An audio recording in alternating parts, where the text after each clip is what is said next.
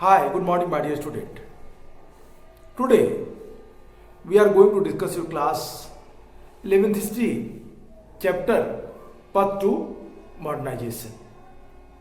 No doubt this is very important topic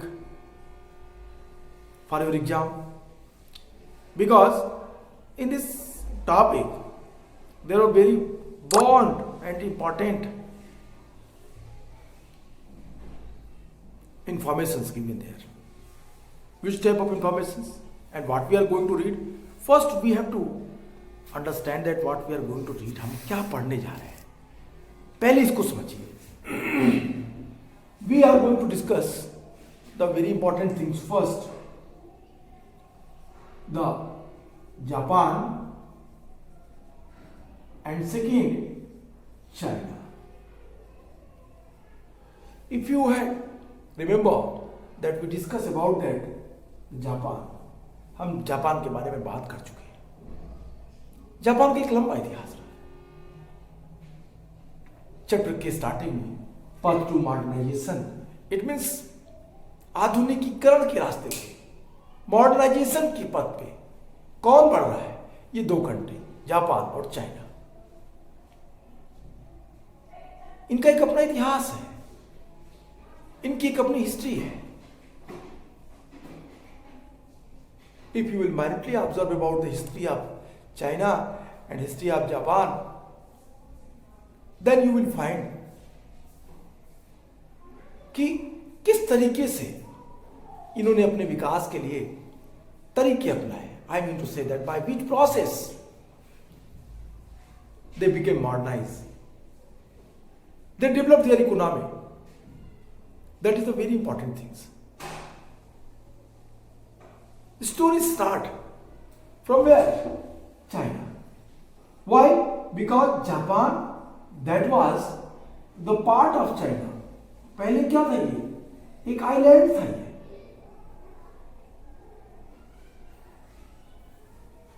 जो टूट के अलग हुआ. एक छोटा सा द्वीप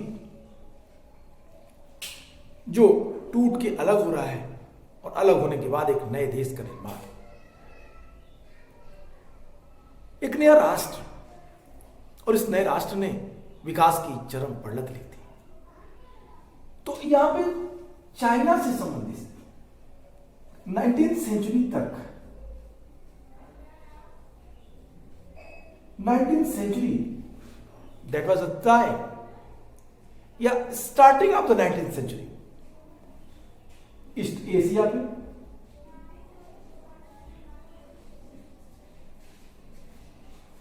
ईस्ट एशिया पे एक और एक मात्र प्रभुत्वशाली सम्राट, प्रभुत्वशाली शासक, एक शासन था. वो चीन का आधिपत्य था. एक लंबी परंपरा के वारिस. चीन में एक राजवंश शासन करती थी, किंग डायनेस्टी.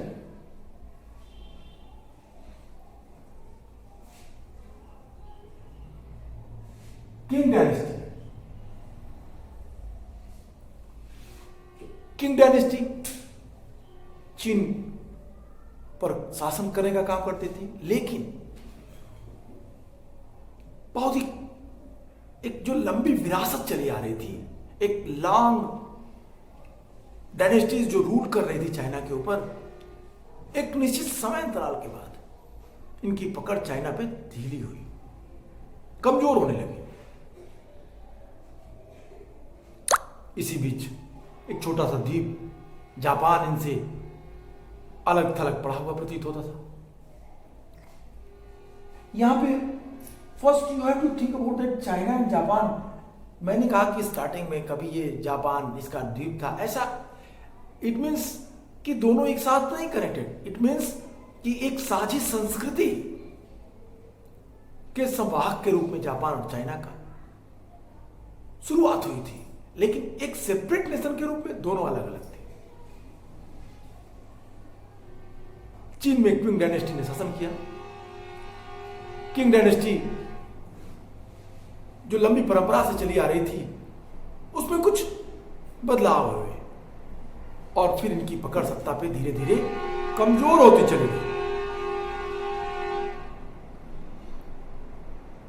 चिंग राजवंश के हाथ से पॉलिटिकल नियंत्रण, it means the controlling of the political system, controlling on the political system, that was, क्या हुआ, उनके हाथ से निकल गए क्विंग डायनेस्टी।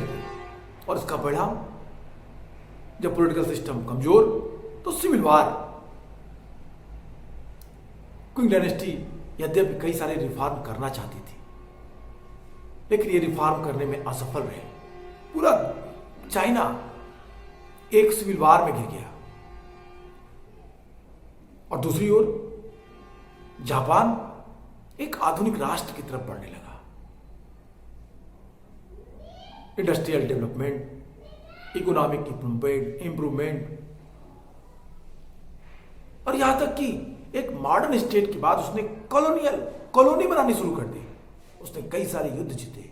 1895 और 1910 जापान के दो युद्ध सबसे महत्वपूर्ण है, 1895 एंड 1910। 1895 ताइवान एंड 1910 कोरिया, दो युद्ध। और इन दोनों युद्ध के बाद, इट मीन्स कोरिया और ताइवान, जापान के द्वारा जीत लिए गए। एक तरफ जापान अपनी इकोनॉमी को मजबूत कर रहा था, और दूसरी तरफ चाइना कमजोर होता जा रहा था। और फिर उसी समय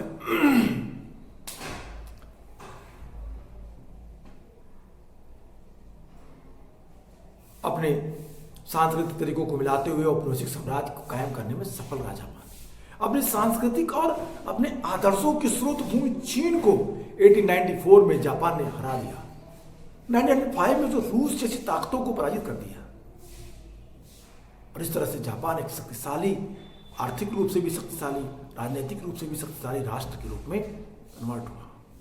लेकिन यहाँ चीनियों की जो डेवलपमेंट थी, प्रक्रिया थी, वो धीमी रही। उनके सामने कई कठिनाइयां आई। आधुनिक दुनिया का सामना करने के लिए उन्होंने अपनी परंपराओं को पुनः परिभाषित करने का प्रयास किया, और साथ ही अपने राष्ट्र की पुनर्निर्माण करने और पश्चिम व जापानी नियंत्रण से मुक्त होने की उन्होंने कोशिश की। As you know that Japan conquered the China as well as Russia. 1895 he conquered the Taiwan, and 1910 Japan conquered the area of Korea. तो कोरिया को जीता, जापान को जीता, चाइना के क्षेत्रों पर अधिकार किया, रूस के क्षेत्रों पर कब्जा किया। जापान एक तरफ से तेजी से ऊपर बढ़ता जा रहा था, जापान का डेवलपमेंट तेजी से होता जा रहा था। लेकिन वहीं दूसरी तरफ चीन अपना विकास क्रम धीरे धीरे आगे बढ़ा रहा था। चीन में अपने विकास के लिए दो चीजों से लड़ाई करनी थी, सोशल अनइक्वलिटी और economical development, reform in the economy of the China, दो चीजें। और इस मकसद को हासिल करने के लिए 1949 में, कब 1949 चीन में क्या है, सोशलिज्म। सोशलिज्म है, और यहीं से माओ का राज्य दिखाई देता है, यहां से माओ का विकास दिखाई देने लगता है। तो एक पूरा का पूरा सिनेरियो बदलते हुए आपको दिख रहा है। अब इन चीजों को समझने के लिए एक बार पूरी बातों को फिर से समझते हैं। अब इन चीजों को समझने के लिए आप पॉपुलाराइजेशन को एक बार फिर से समझिए। किस तरीके से, जैसे अब हम स्टेप बाय स्टेप सीखेंगे। एक रिपब्लिक के रूप में किस तरह से चीन का विकास, और फिर चीन के विकास के बाद किस तरीके से परिस्थितियों का बदलाव। तो ये जो परिवर्तन हो रहे हैं वो कैसे बदल रहे हैं, वो किस तरीके से चेंज हो रहे हैं, इनके पीछे की जो नीतियां हैं, जो बदलाव है, कैसे हो। तो एक सिनेरियो आपके सामने क्रिएट होगा। इस तरीके से चीन में एक नया रिफॉर्म हुआ, नया बदलाव हुआ। Today we will read your next topic of this chapter, the establishing the republic. Establishing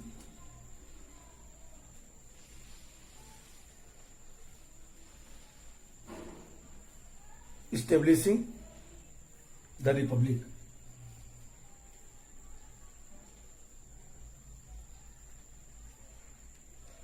My dear student, today we will discuss this important topic. In this topic, we will read about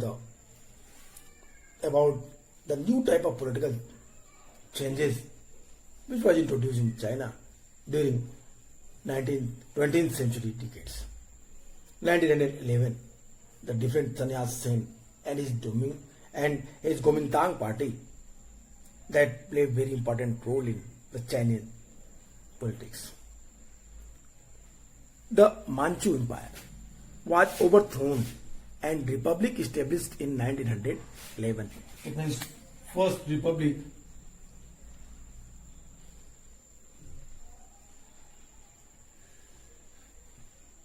when republic established first time 1911 after decline of Manchu dynasty. Manchu dynasty, my dear students, after the decline of Manchu dynasty, first time in China, republic established under the Sannyas Sen 1866 to 1925, who is unanimously regarded as the founder of modern China. He came from a poor family and studied in the founder of modern China. Sannyas Sen, he came from the poor family and studied in missionaries school, where he was introduced to democracy and Christianity. He studied medicine but was greatly concerned about the fate of China. His program was called the Three Principles. The program, I mean to say that the Sannyas Sen that introduced in China, Sun Min Chui. These were the nationalism. Sun Min Chui, it means the nationalism. This meant that overthrowing the Manchu who were seen as a foreign dynasty, as well as the other the imperialist democracy are establishing the democratic government, and socialism regulating the capital and the equalizing land holding. The Sannyas Sen, Sun Yat Sen, and their three principles. Their three principles was Sun Min Chui. Sun Min Chui. It means nationalism.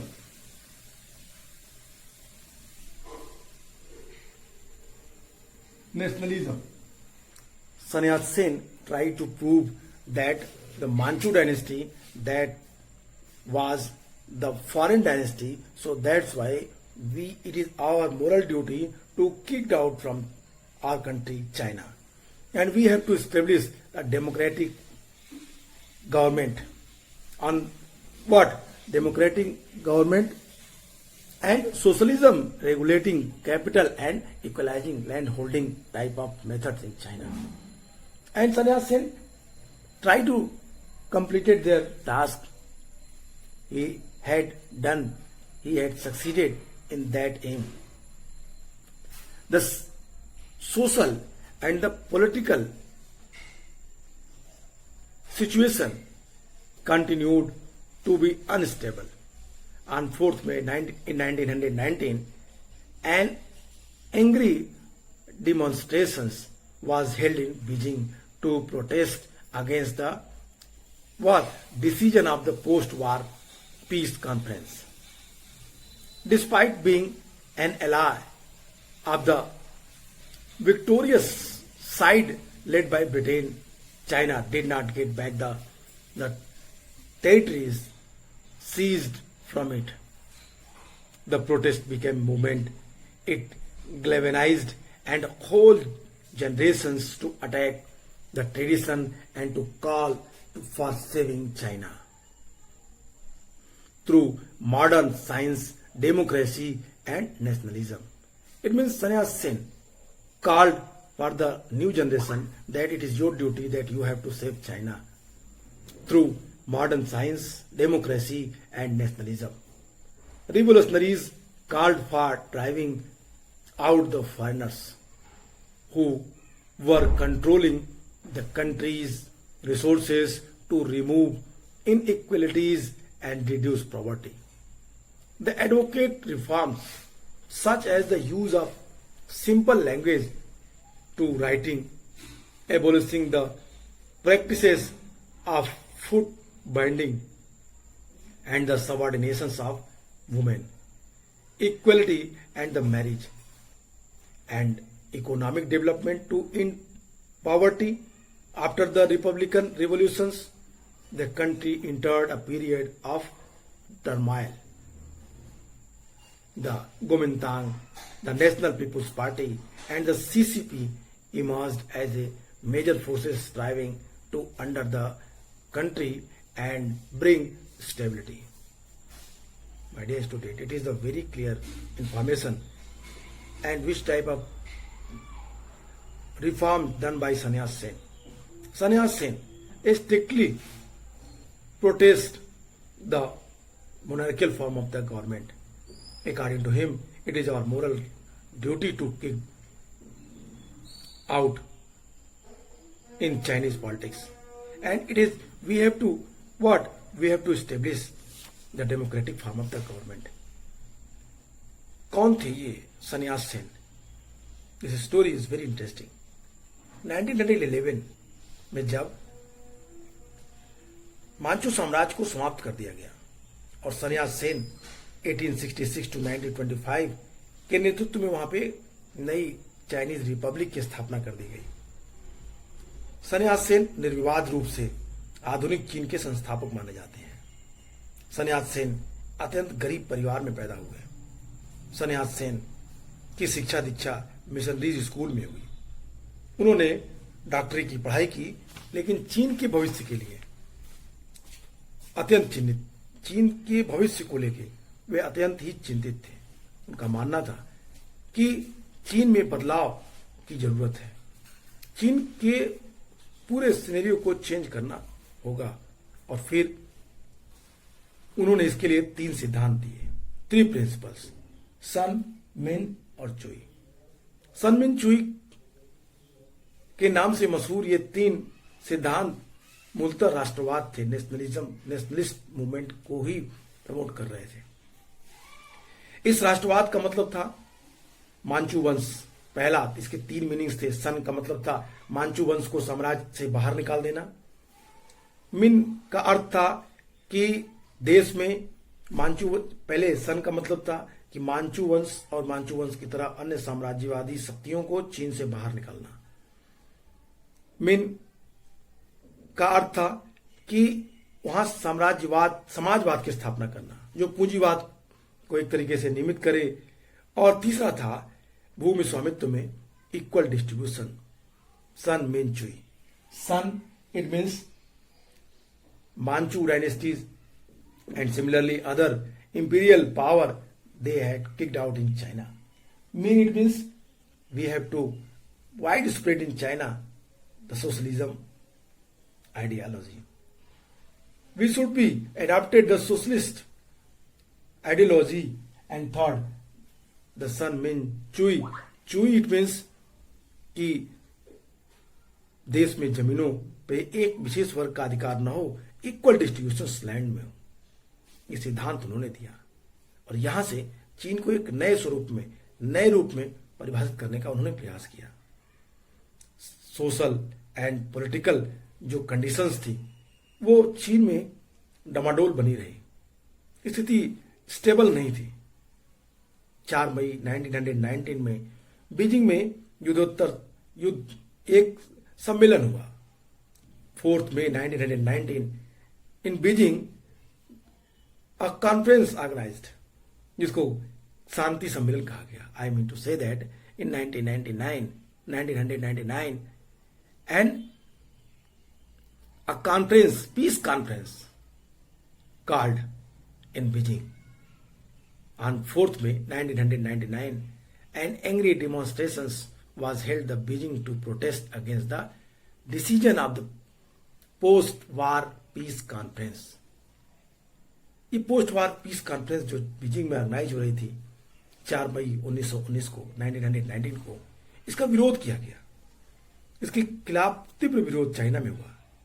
हालांकि चीन, Britain के नेतृत्व में हुई जीत में विजयी देशों में सहयोगी था, पर इसमें जो चीन के इलाके पे ब्रिटेन ने कब्जा कर लिया था वो चीन को वापस नहीं किए गए। इसलिए चीन में एक नई सोच, राष्ट्रवादी सोच उत्पन्न हुई। उसने एक पूरी पीढ़ी, एक परंपरा को शामिल करने के लिए प्रेरित किया। सन यात सेन ने कहा कि हम जीत में भागीदारी किए, हमने सपोर्ट किया ब्रिटेन का, फिर भी हमारे जीते हुए क्षेत्र, चीन के जीते हुए क्षेत्र वापस नहीं किए गए। इसलिए अब जरूरत है नई जनरेशन, पूरा का पूरा नई जनरेशन इसके खिलाफ उठ खड़ा हो, विरोध करे, विद्रोह करे। और उनके इस काल पे देश की पूरी जनसंख्या उनके साथ खड़ी हुई, न्यू जनरेशन उनके साथ थी।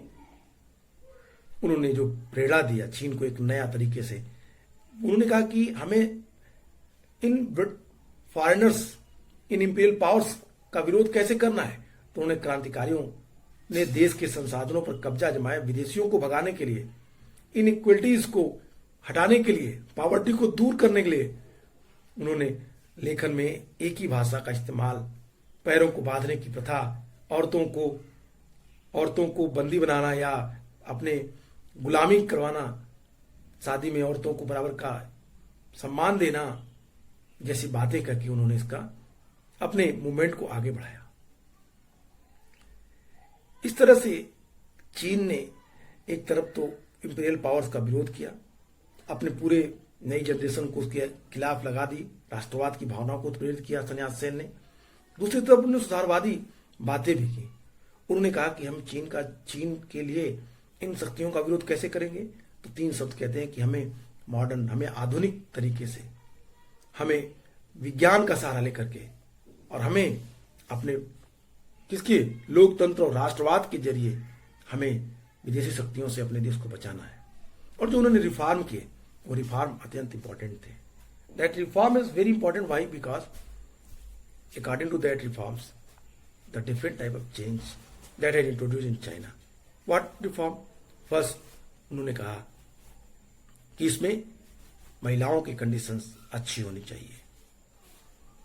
महिला जो women's, they were dependent on men, they have no, there is no meaning of the women's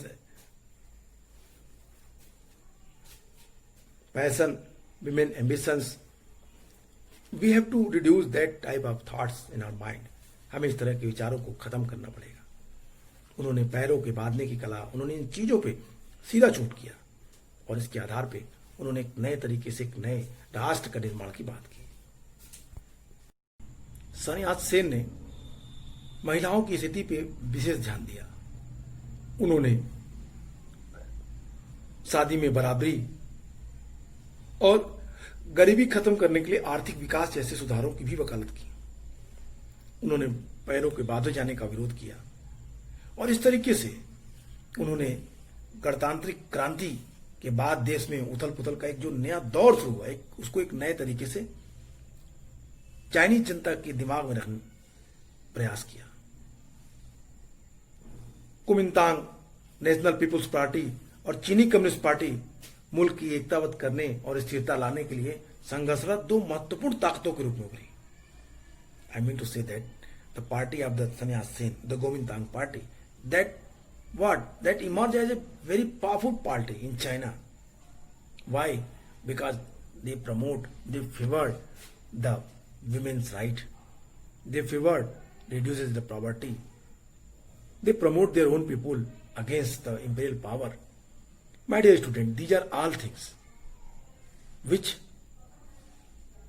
famous Sun Yat-sen in China.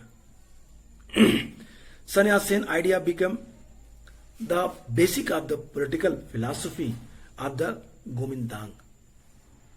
The identify the four great needs. The four great needs. Four great needs according to Sannyas Sen.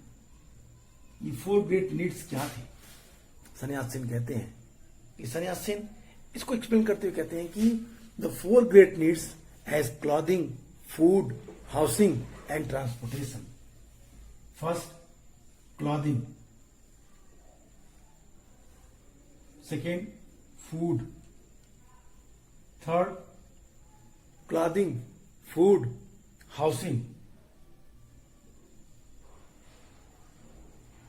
And fourth, transportation.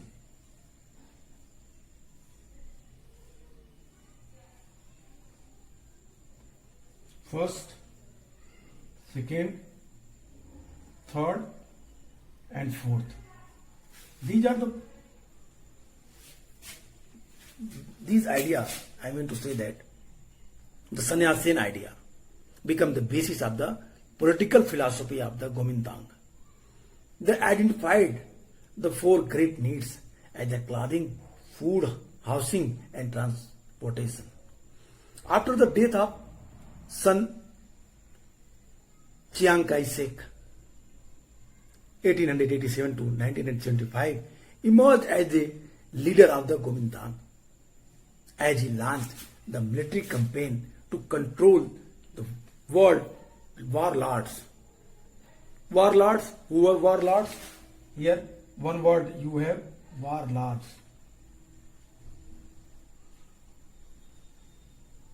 Warlords, they were controlled by the new Kuomintang leader, Chiang Kai-shek.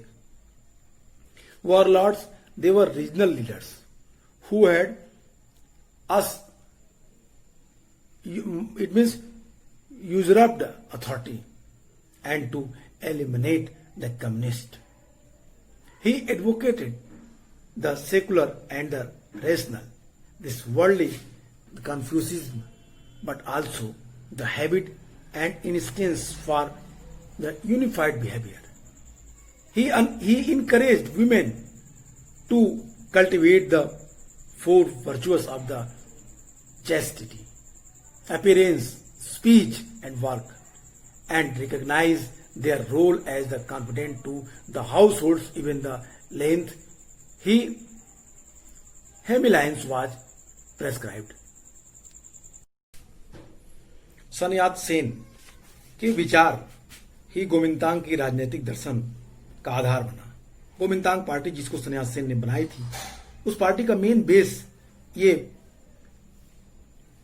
सन्यास सेन के ये चार विचार जो थे, चार बड़ी जरूरतों पे जो उन्होंने रेखांकित किया, घर, खाना, कपड़ा और परिवहन, इन चार चीजों को ही सन्यास सेन की पार्टी का राजनीतिक आधार बनाया गया.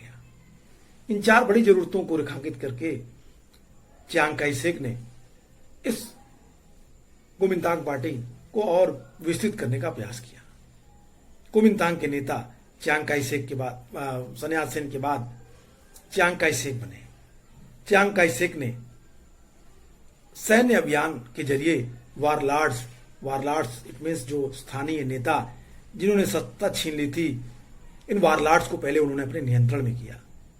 और सोशलिज्म, जो साम्यवादियों को खत्म, उन्होंने सोशलिज्म को इंप्लीमेंट करने के लिए उन्होंने साम्यवादियों को खत्म किया. I mean to say that कि after the death of Sun Yat sen, Chiang Kai shek emerged as the leader of Kuomintang as he launched the military campaign to control the warlords, regional leaders who had usurped authority, the eliminate the communist. He advocated the secular and the rational, this worldly Confucianism, but also sought of the militarize the nation. The people, he said, must develop a habit and instinct for unified behavior. He encouraged women to cultivate the four virtues of the chastity, appearance, speech, and work, and the recognize their role in the confident the households. Even the length of the what the harmlines was the prescribed. Chiang Kai shake जो सन्यास सेन की मृत्यु के बाद गद्दी पे बैठे या गुमिंगतांग party का नेतृत्व तो अपने हाथ में लिया, सबसे पहले उन्होंने वारलॉर्ड्स को खत्म किया। वारलॉर्ड्स जो साम्यवादी थे, उसके बाद उन्होंने सेकुलर और विवेकपूर्ण जो कन्फ्यूशसवाद के हिमायती उन्होंने हिमायत की, कन्फ्यूशनिज्म को उन्होंने एक्सेप्ट करने की बात कही, लेकिन साथ ही साथ अपने नेशन को, अपने राष्ट्र को मिलिटराइज किया, सैन्यकरण करने की भी कोशिश की। उन्होंने कहा कि लोगों को एकताबद्ध व्यवहार की प्रवृत्ति और आदत का विकास कर, और सन्यास सेन ने डिमिलिटराइज करके चाइना के विकास को आगे बढ़ाने का प्रयास किया। एक पूरा का पूरा सिनेरियो बदल रहा है। चीन विकास के क्रम के आगे बढ़ रहा है। वारलॉर्ड्स को उसने हटाया।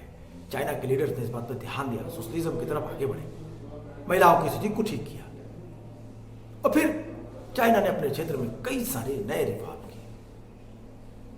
तो आज के लिए इतना ही, फिर नेक्स्ट क्लास में फिर बात करेंगे डेवलपमेंट ऑफ चाइना में।